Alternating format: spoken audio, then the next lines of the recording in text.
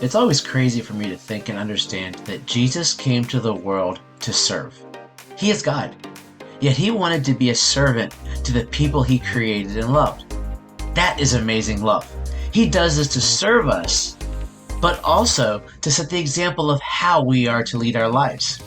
Sometimes that means doing something we don't want to do. What we will learn is that through serving, we will be more rewarded than we can ever imagine.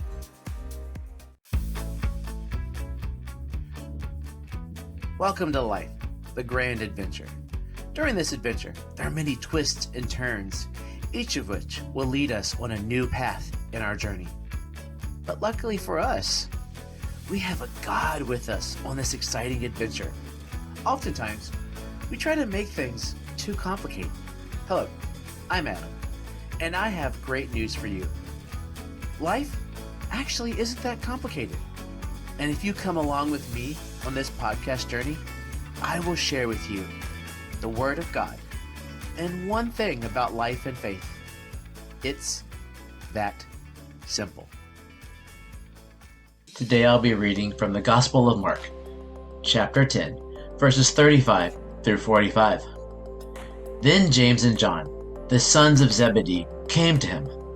"Teacher," they said, "we want you to do for us whatever we ask." "What do you want me to do for you?" he asked. They replied, "Let one of us sit at your right and the other at your left in your glory." "You don't know what you're asking," Jesus said.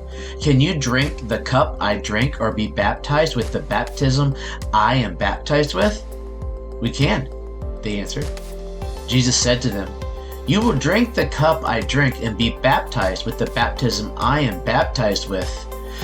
But to sit at my right or left is not for me to grant. These places belong to those for whom they have been prepared." When the 10 heard this, they became indignant with James and John. Jesus called them together and said, "You know that those who are regarded as rulers of the Gentiles lord it over them, and their high officials exercise authority over them. Not so with you. Instead, whoever wants to become great among you must be your servant, and whoever wants to be first must be slave of all. For even the Son of Man did not come to be served, but to serve, and to give his life as a ransom for many." That is a story that has so many ebbs and flows to it. The passage there talks about James and John asking to be at the place of honor. And then Jesus just sort of going, whoa, whoa, hey, nope, pause, putting them in their place and telling us that we are not to go up to that top level, to not to be thinking that we are more important, that the power in him and through him is in service. I can't imagine being there and being floored by the thought or he's like he dropped the mic when I'm there and just sitting, like I would almost be cowering in the corner, embarrassed when he said that. But it was a new way of thinking. We think in our lives that we are supposed to strive for high, high, high. But in all reality, to be of Jesus is to serve. So I'm going to pause there just to preface the story, the podcast today. My wife and I were talking about bragging, and they say in the scriptures, it says when you pray, do not stand in front of everybody gloating like you are praying. And it's the same thing with humility or with serving, that it shouldn't be something that you're bragging to the world about, how at times it can appear that way as we are doing it. And it's a hard line to toe when you're trying to teach or share something that it doesn't make you look like you're bragging.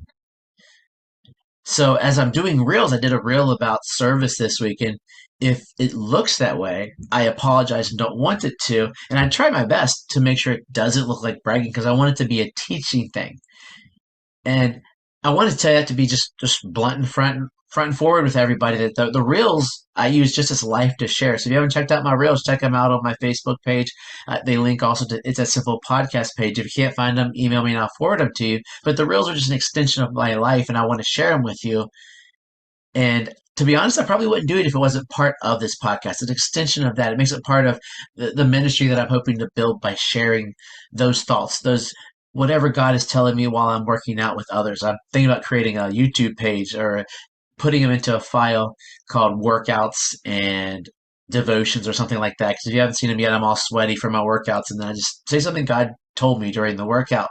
So I just wanted to preface that with you. I don't want you to think that I'm doing them to brag. I'm doing them to glorify myself. And it's especially hard within what I'm going to talk about today. It's called The Power of Serving, a trip to camp. And I tell the students that as well at school that, sometimes we have to tell what we did so they can learn from our lessons. They can learn from what we're teaching. So with that said, let's jump on in. In church, one of my main passions is to help men. In my day job, I'm a teacher. I work with kids all the time. So the assumption is that once you jump into church, you're going to serve with kids. You're going to serve with middle school, serve with teens, do everything within kids. And I came to a realization years ago that I need to take a step back at time from kids. I've been gifted with that. And I spend 40, 50 hours a week with the kids, feeding into them. And God's just called me at church to take a step back so I don't get burnt out in my career. I don't get burnt out in what I'm doing professionally, but I'm able to let them see Jesus through my actions there. So in church, I feed into men, which is kind of an extension to that. I joke with the youth pastors that I'm avoiding the kids, or I'm avoiding them because I'm scared of them. But when I listen to God and I think about what He's doing, what He's having me do, it's feed into men, because when you feed into men, it expands out. If I'm able to feed into a dad, if I'm able to get a dad more involved, it affects those kids. Men are so important to kids' lives. I'm able to connect outside of men, if I'm able to connect a woman to a group of women to support her, that helps her as a parent. That affects the kids. This all trickles out. When I'm working with men, that helps with the wives, the families, the girlfriends, everybody we come in contact with. It expands out. So that being said, in church, every now and then I will work with kids. I will. There's a Friday night group where I would help do some stuff on stage, some acting to tell the Bible story with the students after a whole day of work. I said, hey, I'll do behind the scenes, and that's where it's been kind of cool to do. For a while, I did a little bit of middle school, and my buddy, who's the youth pastor, was like, "Whoa, I never thought I would see Adam at middle school." And I did it because I heard them asking for volunteers. I heard them saying, "Hey, we need people there," and God said, "Hey, how about your buddy?" But I'm good friends with both of the youth pastors, and so I went and I served, and I was completely miserable. I don't. It's just not my calling, and I think we got to realize that sometimes where our calling is. But I did it, and I was upfront and honest with my buddy that, hey, I've got to step back because I believe anything you serve, you should serve with positivity, and I was didn't feel I was bringing that to that, and I was going to feed more back into the men. And I stepped away for a while. Then they started having a teaching session of the night, which is where I feel more comfortable, especially talking to teens, because they make me nervous, and it's an old man problem. But I went back for a while and fed into the teens. But in the transition time, that moved to Sunday when I served with my son. So my wife has actually jumped in, and she serves with teens in middle school. She loves middle schoolers, which is awesome. And there need to be people to love those areas. If you're one of those people, jump in. If not, find ways to affect change around. So that being said, I don't work with kids generally at church. I do it every blue moon. But I work with the men. I work with the dads. And through the group of right now I'm wearing my Men's Alliance shirt. Through my Men's Alliance group, we were asked if anybody was available to help with high school camp. Now, I've never been to church camp my entire life, and not as a kid, because we went to 4-H camp instead, just because it was cheaper and we were able to get scholarships. And as an adult, I just told you I'm scared of teenagers. But what was going on was they were going to have volunteers from the church serve the meals, work in the kitchen, and help out. And then mentioned that we could do a Men's Alliance thing, maybe get some of the teen boys involved with some of the activities. And I said, that sounds great. We can go there, get some teens into Men's Alliance, and help to affect their families. I've seen teens who pulled their dads in, which is really awesome. And so I said, okay. I'll sign up. Hadn't signed up yet, and then learned more about the schedule and learned that it was not going to be feasible within their time frame, within the activities to get a men's alliance workout in. So I thought, yeah, I'm getting out of this. I am not going to do this. I hadn't signed up yet. I told my buddy I was going to do it. And I was like, I told my wife, I said, I'm not going to do this. I don't want to be around teenagers. It's no, no. And then I told my buddy I was thinking about backing out, and he said, "You're not going to do it. I'm going to come hunt you down." And I just felt God tell me, "Hey, you said you were going to do it. I've taught you to keep your word, and you keep your word." So I signed up to go, and I was dreading it, not looking forward to it. I went to a training. I got information about what I was going to do, and the camp sent the training information, and it made it sound even worse. So I was fearing this. I was not a happy camper as I was going in. And I told you earlier, I don't believe in serving in negativity, but I was doing it. I'm a hypocrite here in this. And I wasn't looking forward to it. I was phasing it off with jokes, and my daughter called me out. She said, "Hey, what do you always tell me?" And I made some snarky, smart aleck comment, but I did tell her, I said, right now, I'm not looking forward to it. I'm not happy for it. But I know when I get there, I'm going to be fine. That's how a lot of things in my brain work. I dread what's coming, but once I get there, I just got to make the best of it. If I go and I'm still miserable throughout it, it's going to take forever. It's going to be terrible. It's going to be awful, but I'll find ways to make the best of it. So time came Monday. I packed up my bags, went on over to the camp, drove a couple hours, had some time in the car to relax, got there, and still didn't know what I was going to do. And then I started met the kitchen staff, which was other people from church. There was actually one of the more powerful things is if we can't provide all the staff, they pay someone to come in and work. And the people that came in and work was a youth group trying to raise money for a mission trip.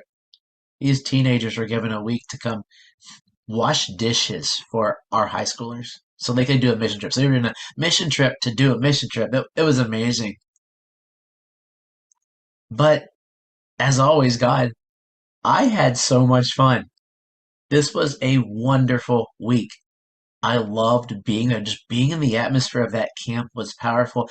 Serving those students, I just took plates out to them, wiped tables, set the tables, vacuumed, stacked tables, moved things around. And I even got to DJ during the week, which was really cool. But I was just in the kitchen, cleaning, taking around, having fun with the other people there, showing smiles to the other people that volunteered with me, the teens that I interacted with. I had a row that I was responsible for, and I got to just joke and have smiles with them and let them see the joy of someone serving them. And I don't think that's something we see a lot when we go out, like someone's serving for money, but how often does somebody bring you a meal for free? Make sure that your cup is full of water, you have seconds, you have your dessert, that everything is there for you, other than maybe your parents. But I had fun. It was a weird fun. It was interesting as well for me because of the servers, the people that were volunteering, it was more or less a bunch of teens that had just teens and early 20s that had just graduated a couple years ago and were feeding back to the program that fed into them, and then a bunch of people that were empty nesters. I was almost smack dab in the middle of them, and I said that during a Devo one day that it was awesome to see these 20-year-olds, give or take, that the passion they had for Jesus, that they wanted to serve during their summer. Some of them took work off to be in at that age, to still want to do it, to give back what was given to them. And the empty nesters that came in, there were couples that came in. There was a man from the church that came in, and they wanted to serve these kids. The passion they had for them, the love they had for them, to share their wisdom with the kids, just to smile with them, to help them out. My daughter loved the lady that was serving her. It was one of my friend's moms, and I introduced her as my daughter, and she was just the joy that they got from meeting each other was powerful. And actually, the lady who was serving her is part of the reason I go to the church today is because of her son. So it's a way how things come around. But through this whole thing, I learned God's right.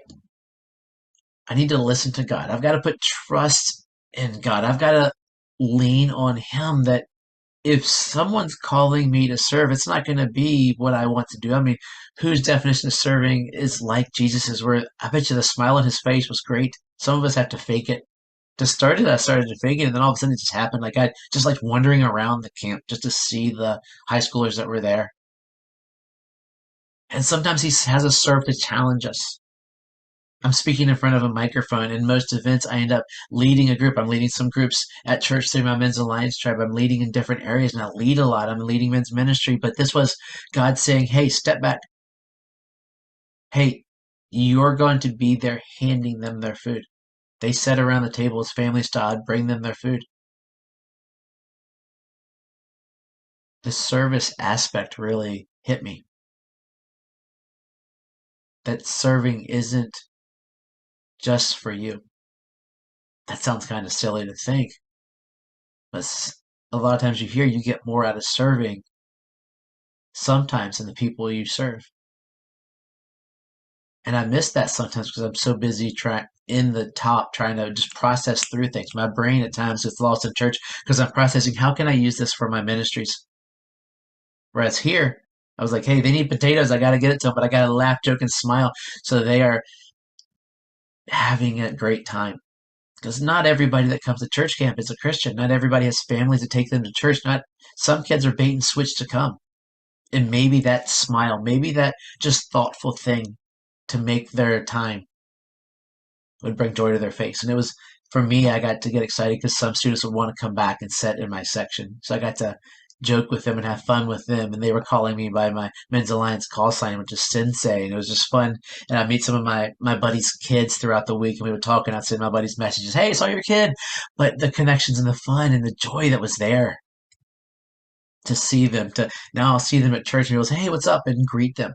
And they'll know that there's people at church that love them so much to give up a week to come. And that was amazing. But you know what's more? I got even more from these kids. God showed me from the service aspect. But then I went after dinner, I would go and watch their worship, watch the speaker of the night, and the faith and the power that these teens had. I would watch a couple hundred teens jumping up and down, praising God, singing. I would see them taking notes during the message. I would see them interacting with the speaker, wanting it later on to talk to the speaker, to be fed and to talk about it. After the speaker, they would have some open time, but then they would go back to their cabins and I would hear of them talking with their leaders about what they learned, how they want to grow, how they want to be closer to God. I saw students give their lives to Jesus, students re-give their lives to Jesus, saying, hey, I need to step up. I got teary-eyed watching this because I got to look down on my daughter and they're doing it. I got to go down and sit by her during part of this activity. I got to give her a hug during a prayer one day and see her smiles as she was worshiping. The last night was extra worship. That was the evening activity, and they brought joy to that. I'm surprised the building didn't come down from the jumping and the joy and the singing. When they got to the end, they were shouting one more song. They wanted more. And this wasn't like pop songs. This was good pop rock Christian music that they were doing joy. They were dancing. The songs are stuck in my head. My buddy who I worked out with this morning went as well, and he's like, "Yeah, those songs are in my head. We heard them over. They couldn't hear them enough. They would hear them multiple times, and they brought joy. The worship they brought, it's inspired me. Like that's in my heart just by watching them. And I stood sort of in the sound booth watching this, and it just makes me think about the faith of youth and how we can continue to foster that into adulthood. Because I think of us as adults, and I mentioned it in a Devo today, that we are sometimes so within. Why aren't we worshiping like they are? Why aren't we excited about that? Why do we just walk in our shirt and tie, sit down, sing a hymn, walk out, go home? There's power in these kids. I heard kids asking elders, some of the boys in my room, how they can continue to serve Jesus after they're out of school. That it's not just a high school and out kind of thing. It's a life thing. You're part of Jesus. You're there. We're there for eternity. That's a good long time. We got to give back. We've been tasked once we accept Him. But these kids want that. Adults, we've got to foster that. Adults, we need to pull some of that into us. Like, I've got to figure out how I can make that part of my life. That energy. I'm an energetic guy, but it's a different kind of energy. I want to be glowing like they glow. And all of that comes from people that are willing to feed into these kids. My buddies Kevin and Will, I got to give them a shout out right here. They put this together. along with I'm going to miss names if I try to go through their entire team. But their entire team is amazing. And what they put together for these kids, for this camp, week in, week out, providing small groups, connect groups, opportunities for these youth from the time they get to middle school to the time they're gone. And then once they're out of school, my buddy Zach gets them in their 20s and gets them into adulthood. Those are three great men that have teams around them, bands around them that keep these teens and post-teens striving for God in times when it's not the cool thing to do. My church is called Park Valley Church. They feed these kids. I see it now. My daughter has been through middle school. Now she's hitting the high school. She's in high school camp. My son is jumping into middle school camp soon. And he's went to middle school programming and they're being fed. They are loving. They are learning about Jesus. I mean, if you haven't yet, you need to get your kids fed. If you have them, get them to a church. But guess what? That's not how they grow. The most important part is that you feed them. They're going to see our youth pastors, our 20s pastors once a week and then during camp and maybe other opportunities. If you have a teen or younger, they live with you. And it's our job to feed them. It's our job to be there to help their growth. This was really focused around Jesus' comment. And I'm going to use Matthew's version since I used John's earlier. In Matthew 20:28, he said, "Just as the Son of Man did not come to be served, but to serve and to give his life as a ransom for many." We are to serve just as the Son of Man. He didn't come to be served. He's God. He should be served. He set that example. So it's that simple. Serve and listen to God. Every opportunity to serve the Lord furthers the kingdom. There is no service too small for God's kingdom. Sometimes you'll see immediate results. Sometimes you'll never see the results. They might happen down the road and affect many others. So quite simply, serve God. Let us pray. Dear God, thank you for modeling service. Thank you for sending Jesus down to serve for us. He gave his life. That is the ultimate service and sacrifice. Some people on this planet have given their lives for others, for their faith, for their protection, and that's powerful.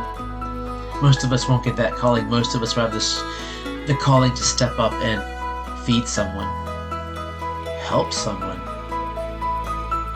hug someone, pray for someone. And the list is exhaustive of what all we can do. But remember, we need to remember there is no service too small. Anything we do in your name for someone is a huge service because you are a giant God. You are a huge God. So if we do something small, it's huge because you're incorporated.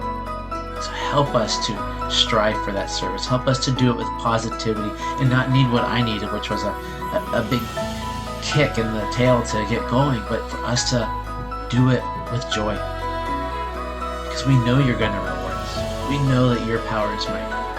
Help us to go out there and serve in your name. In Jesus' name, amen. So the challenge this week's easy. Find something out of your comfort zone to serve with. If you're not serving at all, don't go out of your comfort zone. Find something there to serve. But just serve. That's it. Serve. I recently did a podcast on sharing your story. It's a few weeks old. If you want to go check it out, check it out. But also there's a link in my podcast notes. If you would like to share your testimony, I want to get a group of testimonies. I'm going to start recording very soon, and those will be coming out as bonus episodes. www.kingdompraiseradio.com. Amazing gospel music, amazing podcasts, amazing devotionals, and I get to be part of it every week at 8:30 a.m. on Wednesdays, Eastern Time, 7:30 Central. My show airs on there, and I get to be part of Ken Rail's family on Kingdom Praise Radio. I love it. Also, you can check me out on Jesus Music, To Jesus Music and Podcast Network, www.lcprva.com. And men, if you want to jump into a great men's ministry, men'salliancetribe.com is the way to go. As with any of these, you can contact me and I'll give you more information. I'm working on a website. It's growing slowly but surely. I'm adding some more books soon, but JesusAmbassadors.com is the website. It's got lots of good content for you to talk about where Jesus, scriptures that talk about Jesus' divinity. It gives you resources and some books I've read and why they're great for our faith walk and talking about Jesus. Do me a favor, no matter where you are, go to Spotify, go to Apple, like me, listen to me, share me, review me.